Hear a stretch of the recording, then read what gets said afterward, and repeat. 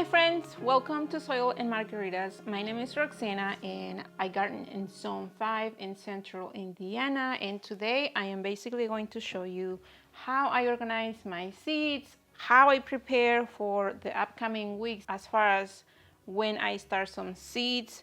It's not really complicated. I'm going to show you a couple of things that I do to be prepared, but it's really a no-brainer.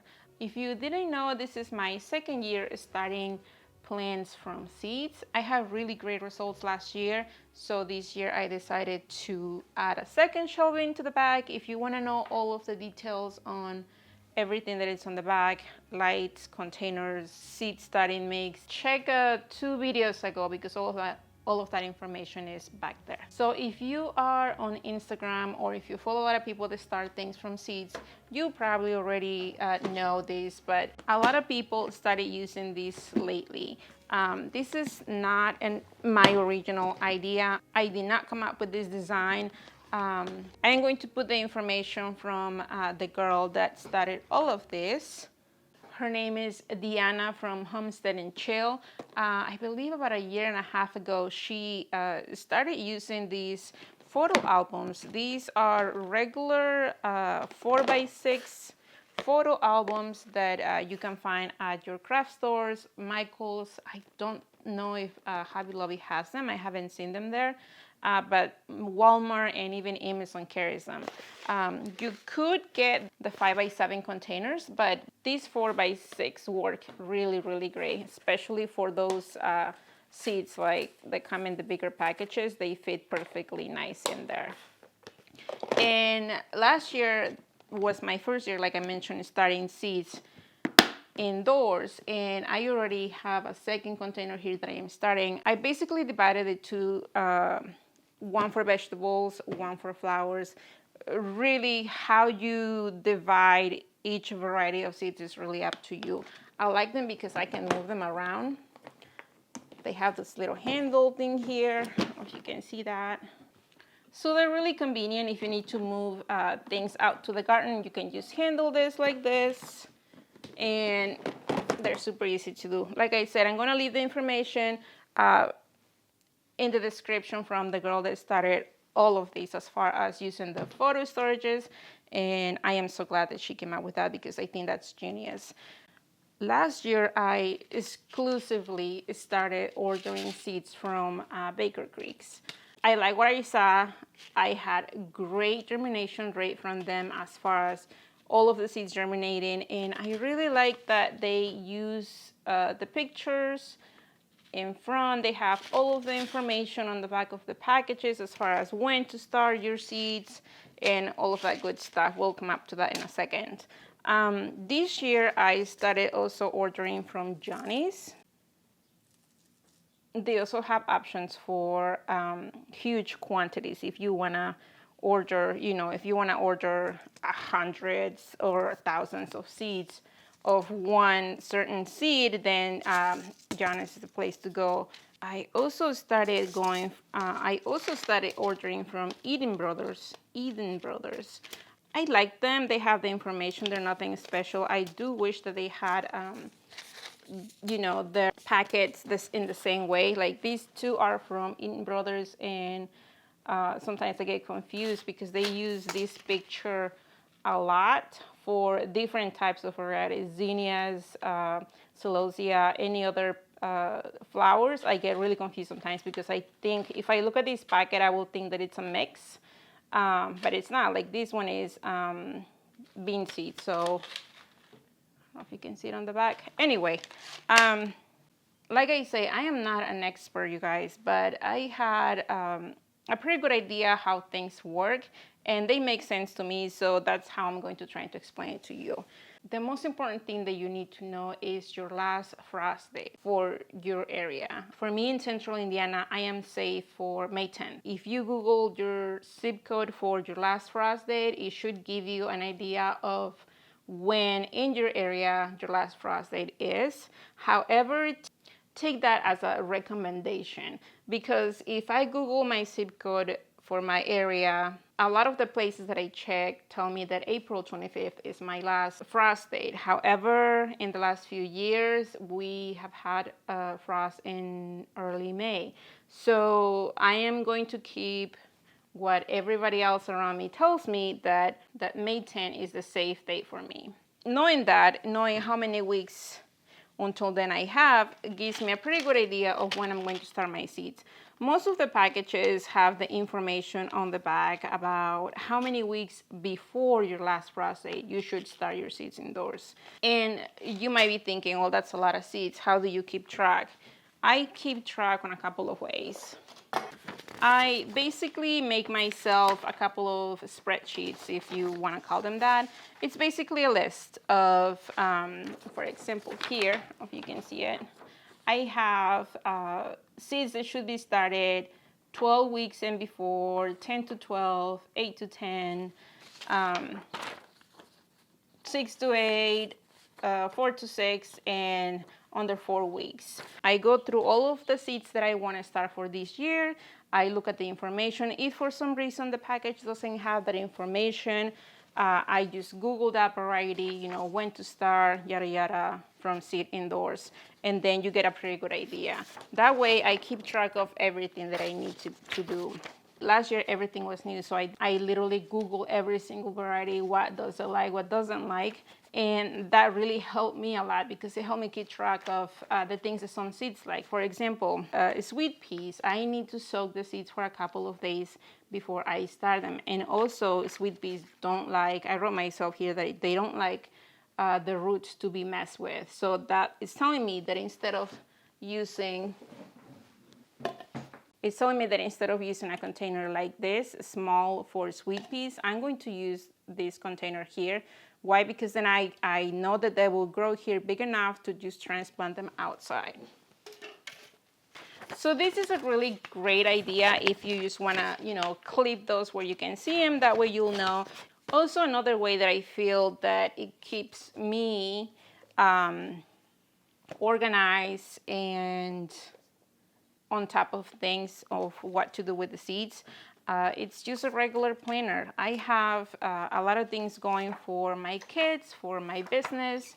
For those of you that don't know, I'm a photographer. So I keep track of things that I need here that are happening weekly, monthly. That way I keep myself organized, or at least I tried. Let's just say in February. For example, right here in February, if you can see that, I have the week of the 1st of February, I need to put my snapdragons in the fridge. Why? Because they need a cool period again. I Googled that. I did that last year. I had great results, so I'm going to do that this year. And in February 1st, I know that I'm going to get the packages, put them in the fridge. That way, February 15th, right here, I can start the snapdragons indoors, and they already have been in the fridge for 2 or 3 weeks. It worked for me last year. Last year I kept something like this hanging on one of the shelves, and I had my planner, my monthly planner, where I kept track of what to do with certain things. So I feel like that really helped me. Another thing that I started doing about 1.5 years ago, I'm gonna see if I can show you. It's called DayOne, and yes, you have to pay. I believe they have like a free version that doesn't really give you a lot of options. The app is called DayOne, and I really like it because you can really do a lot with this. I am always on my phone. I have my phone with me at all times, and sometimes I just like to look at things or, you know, check on certain things of what I did last year, and I'm not always available with my planner or with the information that I have here hanging. So having an app specifically for that is a huge help for me. I use the pay version. I believe that's the premium. It's really not that expensive. It comes about $1 something a month.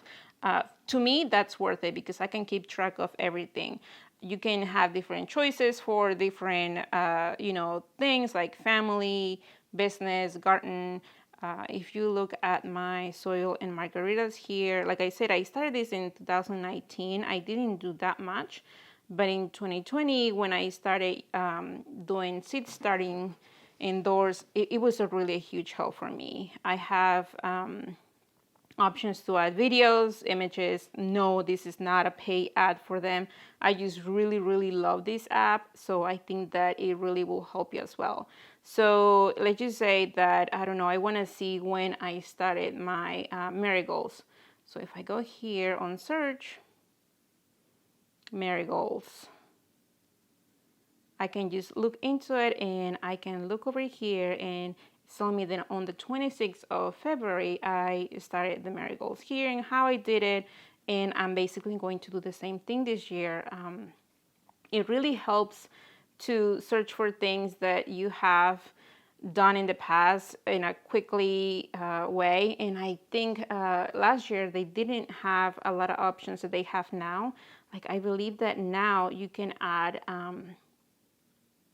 voice notes. So instead of text, instead of typing all of the text that you will have to type, you can voice text it, or just keep voice messages there. So if I am outside in the garden, and if I see something that is happening with my tomatoes or lettuce or whatever it is, and if I want to make a quick note, I take a video, or I just take a picture, and then I tell myself something, you know, like, oh, keep an eye on lettuces, or something is going on with tomatoes, and boom, it saves it on the date, and next year I'll keep an eye on that. I hope that makes sense.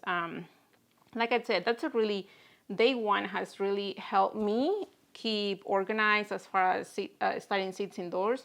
So I think that it's a neat idea. So let me clean this area. We're going to start Lisianthus and Eucalyptus today, and hopefully we can get some beautiful foliage and flowers this year.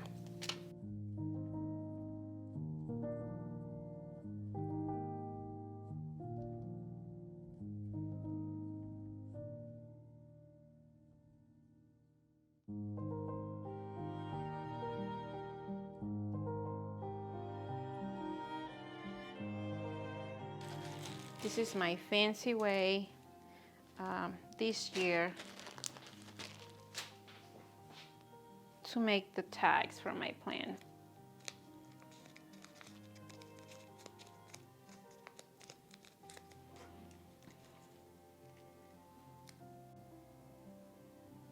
I'm going to try to space them, hoping that they all germinate. That way, if I have two right next to each other, I don't have to thin them. So, I don't know, can you see that? That's the yellow ones. I'm just going to make sure that they're there. Well, they do require light. Just want to make sure that they are touching nicely with the soil. And then from my super fancy tag, I'm going to go to my other super fancy tray, and I'm going to keep them here. So as I water, I basically water from the bottom. So next is my eucalyptus.